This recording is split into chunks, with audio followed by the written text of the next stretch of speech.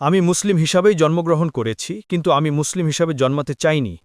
আমি আপনাকে জিজ্ঞেস করছি, এদেশে কোনো মুসলিম কি আপনাকে আক্রমণ করেছে? যে আরব দেশগুলো আমার দেশে আক্রমণ করেছিল এবং তারা আমার দেশ দখল করেছিল এবং তারা জোর করে ইসলাম এনেছিল।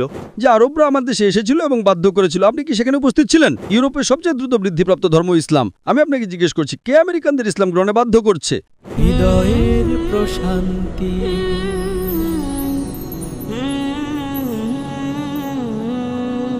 আমি প্রথমেই এখানে আসার জন্য ধন্যবাদ জানাতে চাই।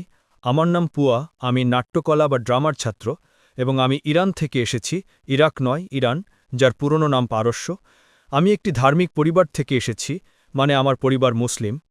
আমি মুসলিম হিসাবেই জন্মগ্রহণ করেছি, কিন্তু আমি মুসলিম হিসাবে জন্মাতে চাইনি। কারণ আপনারা জানেন, পারিবারিকভাবে আমি জন্মেছি, কিন্তু এখনও আমি ইসলাম গ্রহণ করিনি কিছু বিষয় বা পয়েন্টের কারণে। আমার মূল প্রশ্নটি ছিল সেই সময়ের ব্যাপারে, মানে এশীয় সময়, 1000 বছর আগে, যখন আমার দেশে ইসলাম এসেছিল এবং আমরা মুসলিম হয়েছিলাম। আমি ইতিহাসে যা পড়েছি এবং সেই সব বিষয় থেকে আমি জানতে পেরেছি যে আরব দেশগুলো আমার দেশে আক্রমণ করেছিল এবং তারা আমার দেশ দখল করেছিল এবং তারা জোর করে ইসলাম এনেছিল, আমার রাজা তা গ্রহণ করা ছাড়াই। পারস্য ছিল একটি পুরনো দেশ এবং প্রাচীনকাল থেকে এখন পর্যন্ত এটি ছিল সবচেয়ে সভ্য দেশ। আমরা একজন সত্যিকারের ঈশ্বরে বিশ্বাস করতাম, আমরা একজন সত্যিকারের ঈশ্বরের উপাসনা করতাম এবং আমাদের ধর্ম ছিল জরাস্ত্রস্ত্রবাদ। তাহলে তিনিও একজন নবী ছিলেন, তাই আমরা ভালো চিন্তা, ভালো কথা এবং ভালো কাজে বিশ্বাস করতাম। এমনকি সাইরাস দ্য গ্রেট, তিনি বিশ্বের রাজা ছিলেন এবং তিনি অনেক ভালো কাজ করতেন। এমনকি কিছু মানুষ বিভ্রান্ত ছিল, তারা তাকে মসীহ বা মেশায়া বলত। তিনি অনেক ভালো কাজ করতেন, কিন্তু তিনি কখনোই বলেননি আমি নবী বা আমি ঈশ্বর। কিন্তু সেই রাজা যখন অন্য দেশে আক্রমণ করতেন, তিনি কখনোই সাধারণ নাগরিকদের হত্যা করতেন না, তিনি কখনোই নারীদের ধর্ষণ করতেন না এবং তিনি কখনোই তাদের ধর্ম পরিবর্তন করতে বাধ্য করতেন না। এমনকি কেউ যদি গরুর পূজা করত, তিনি তাদের সম্মান করতেন। যদিও তিনি একজন সত্যিকারের ঈশ্বরের উপাসনা করতেন, তিনি চাইলে তাদের বাধ্য করতে পারতেন তার মতো উপাসনা করতে, কিন্তু তিনি তা করেননি। কিন্তু ইসলামের পদ্ধতিতে আপনি যদি আপনার ধর্ম প্রচার করতে যান, তার মানে এই নয় যে আপনাকে সেটা জোর করে কারো উপর চাপিয়ে দিতে হবে বা তাদের সেই ধর্ম গ্রহণ করতে বাধ্য করতে হবে। কারণ আপনারা জানেন, মানুষ মানেই স্বাধীনতা, তাই প্রত্যেকের মানবাধিকার থাকা উচিত। হয়তো সেই মানুষগুলো সেই ধর্ম চায়নি, তাহলে কেন তাদের আক্রমণ করতে হবে এবং জোর করে তা আনতে হবে? এটাই ছিল প্রধান প্রশ্ন, যা আমার মনে একটু জানেন আমার বিশ্বাসকে দুর্বল করে দিয়েছে। ভাই, আপনি কি পারসি? মাফ করবেন, আমি পারস্য থেকে এসেছি। আপনি কি পারসি? আপনি ফার্সি বোঝাচ্ছেন? আপনি কি একজন পারসি অগ্নিপূজক? না, আমি কোনো ধর্ম পালন করছি না। আপনি কোনো ধর্মের অন্তর্ভুক্ত নন? আমি বিশ্বাস করি না। কিন্তু আপনি বললেন বাবা মা। আমার বাবা মা মুসলিম, কিন্তু এই বিভ্রান্তি এবং অন্যান্য কারণে আমি কখনই ধর্ম পালন করার চেষ্টা করিনি। আমি শুধু সত্যিকারের ঈশ্বরে বিশ্বাস করি এবং ভালো কাজ করি। কি আপনি কোথা থেকে এই ভালো কাজগুলো সম্পর্কে ধারণা পান?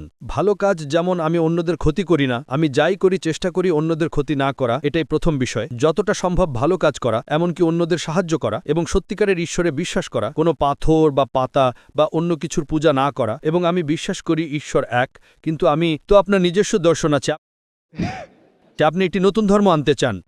আমি কোনো ধর্ম তৈরি করতে যাচ্ছি না, আমি শুধু আমার মস্তিষ্ক অনুসরণ করছি, কারণ আমি জানি ঈশ্বর আমাদের একটি মস্তিষ্ক দিয়েছেন। তাই আমি বই অনুসরণ করে আমার মনকে ব্যস্ত করিনি। আমি সব সময়, যখন আমার বয়স 10 বছর ছিল, শুধু চিন্তা করতাম এখন পর্যন্ত। তাই আমি চেষ্টা করেছি। ভাই, চিন্তা করছেন। তিনি বলছেন ঈশ্বর যতক্ষণ না সেটা পাথর হয়। কে আপনাকে বলল পাথর ঈশ্বর নয়? যাই হোক, আমি এখন আপনার মৌলিক প্রশ্নের উত্তর দেব। মৌলিক প্রশ্ন হলো, মুসলিমরা পারস্যে এসেছিল এবং তারা জয় করেছিল এবং মানুষকে ইসলাম গ্রহণে বাধ্য করেছিল। তাই আমি আপনার সাথে একমত যে কারোরই জোর করা উচিত নয়। উল্লেখ্য যে আজ মিডিয়া প্রচার করে যে ইসলাম তরবারির মাধ্যমে ছড়িয়েছে।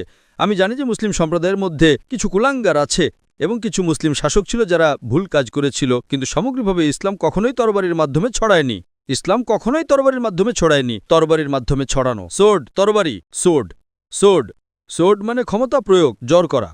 যেমন আপনি এখন বললেন মুসলিমরা এসেছিল এবং পারস্য জয় করেছিল ইত্যাদি।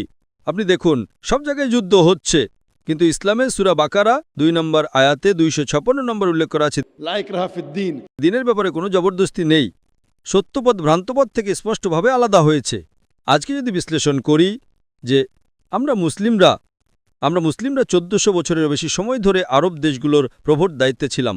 বিগত 1400 বছর ধরে মুসলিমরা আরব দেশগুলোর শাসক ছিল। কিছু বছরের জন্য ব্রিটিশরা এসেছিল, কিছু বছরের জন্য ফরাসিরা এসেছিল, কিন্তু সামগ্রিকভাবে মুসলিমরাই আরব ভূমির শাসক ছিল। তবুও আজ সেখানে 90 লক্ষেরও বেশি খ্রিস্টান আছে যারা কপটিক খ্রিস্টান, তার মানে তারা বংশ পরম্পরায় খ্রিস্টান। মুসলিমরা যদি চাইত, তারা আরব ভূমির সবাইকে তরবারির ডগায় ইসলাম গ্রহণে বাধ্য করতে পারত, এই 90 লক্ষের বেশি কপটিক খ্রিস্টান সাক্ষ্য দিচ্ছে যে ইসলাম তরবারির মাধ্যমে ছড়ায়নি। আমরা মুসলিমরা 1000 বছরের বেশি সময় ধরে ভারত শাসন করেছি। আমরা 1000 বছরেরও বেশি সময় ধরে ভারত শাসন করেছি। আমরা যদি চাইতাম আমরা প্রত্যেক অমুসলিম ভারতীয়কে তরবারির ডগা ইসলাম গ্রহণে বাধ্য করতে পারতাম। আজ ভারতের 80% বেশি মানুষ অমুসলিম। এই 80% বেশি অমুসলিম ভারতীয়রা সাক্ষ্য দিচ্ছে যে ইসলাম তরবারির মাধ্যমে ছড়ায়নি। কোন মুসলিম সেনাবাহিনী ইন্দোনেশিয়ায় গিয়েছিল? ইন্দোনেশিয়ায় আজ বিশ্বের যে কোনো দেশের চেয়ে সবচেয়ে বেশি সংখ্যক মুসলিম আছে, 20 কোটিরও বেশি মুসলিম। মালয়েশিয়ার 55 ভাগেরও বেশি নাগরিক মুসলিম। আমি আপনাকে জিজ্ঞেস করছি, কোন মুসলিম সেনাবাহিনী মালয়েশিয়া গেছিল? আপনার দেশে কোন মুসলিম সেনাবাহিনী গিয়েছিল? কোন মুসলিম সেনাবাহিনী পূর্ব আফ্রিকায় গিয়েছিল? এটা ছিল ব্যবসা, এটা ছিল ব্যবসায়ীরা। যখন তারা এখানে এসেছিল মানুষ এই ধর্ম গ্রহণ করেছিল। এটা মিডিয়ার প্রচর্যা বলে ইসলাম তরবারির মাধ্যমে ছড়িয়েছে। হ্যাঁ, কিছু লোক ছিল, মুসলিম সম্প্রদায়ের কিছু কুলাঙ্গার ছিল। ভাই, আপনি প্রশ্ন করেছেন, আপনি কি শুনছেন নাকি হাত তুলছেন? অবশ্যই। আপনি প্রশ্ন করেছেন, আপনি প্রেক্ষাপট দিয়েছেন, আমি তা শুনেছি, আর এখন আপনি হাত তুলতে চান। আমি আমার উত্তর শেষ করিনি। ঠিক আছে, অবশ্যই চালিয়ে যান। যদি আপনি প্রশ্ন করেন তাহলে আপনাকে চিন্তা করতে হবে, কারণ যদি আপনি অন্য কিছু ভাবেন, আমি একজন ডাক্তার, তার মানে আপনি আমার কথা শুনছেন না। আমি যদি আপনাকে পুনরাবৃত্তি করতে বলি 25% পুনরাবৃত্তি করতে পারবেন না। তাই যখন শুনবেন মনোযোগ দেওয়া উচিত। আমি একজন ডাক্তার, আমি মনোবিজ্ঞানও পড়েছি।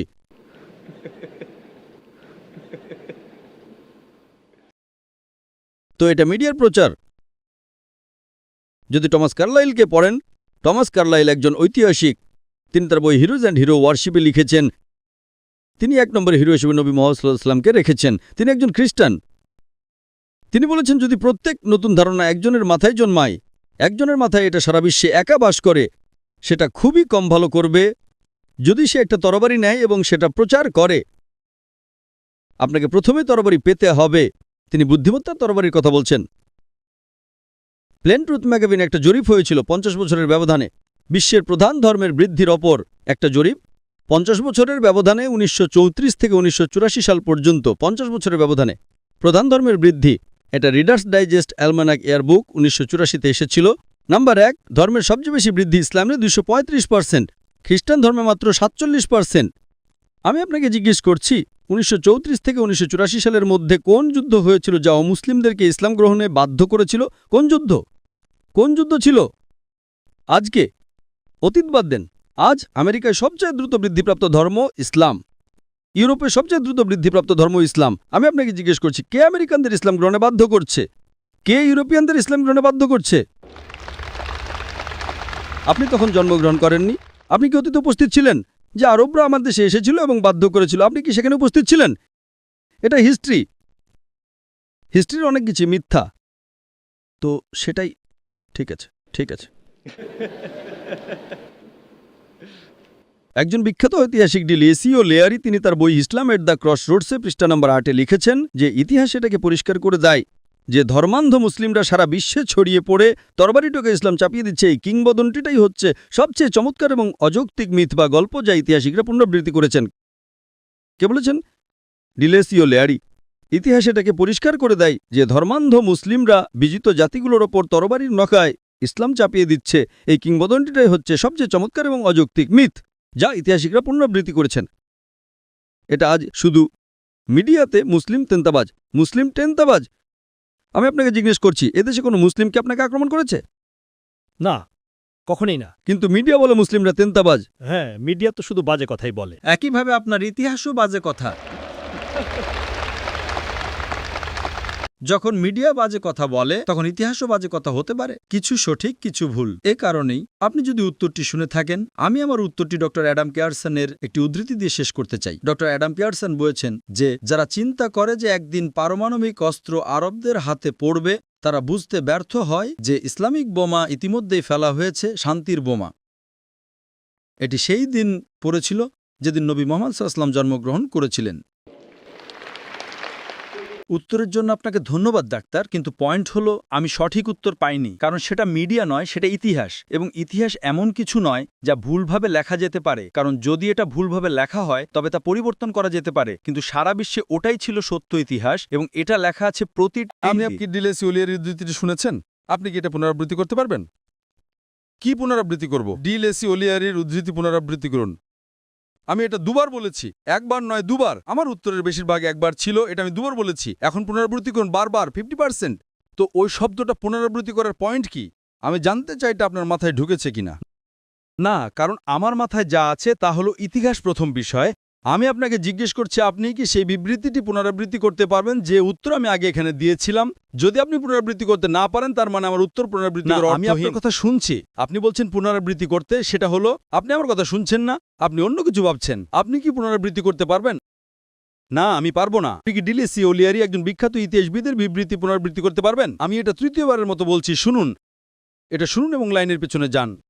ডিলেসি ওলিয়ারি বলেছেন যে ইতিহাস এটি পরিষ্কার করে যে ধর্মান্ধ মুসলিমরা বিজিত জাতিগুলোর উপর তরবারির ডগায় জোর করে ইসলাম চাপাচ্ছে। এই কিংবদন্তিটি হল সবচেয়ে চমৎকার এবং অযৌক্তিক মিথ যা ইতিহাসবিদরা কখনো পুনরাবৃত্তি করেছেন। ওলিয়ারি বলছেন ইতিহাস মিথ্যা বলে আসছে, আর আপনি বলছেন ইতিহাস। আমি ইতিহাসে বিশ্বাস করি। ডিলেসি ওলিয়ারি বলছেন ইতিহাস যা বলে যে মুসলিমরা তরবারির ডগায় ইসলাম চাপাচ্ছে তা হল সবচেয়ে চমৎকার মিথ যা ইতিহাসবিদরা পুনরাবৃত্তি করেছেন। তাই আপনি মিথ বা কল্পকাহিনী দ্বারা প্রভাবিত হয়েছেন। তাই এখন ভাবুন এটা একটা মিথ এবং এটা ভুলে যান আর সত্য বিশ্বাস করেন। সত্য হলো আপনি কোরআন পড়ুন এবং ইনশাআল্লাহ আমি চাই আপনি ইসলামে ফিরে আসুন। আপনার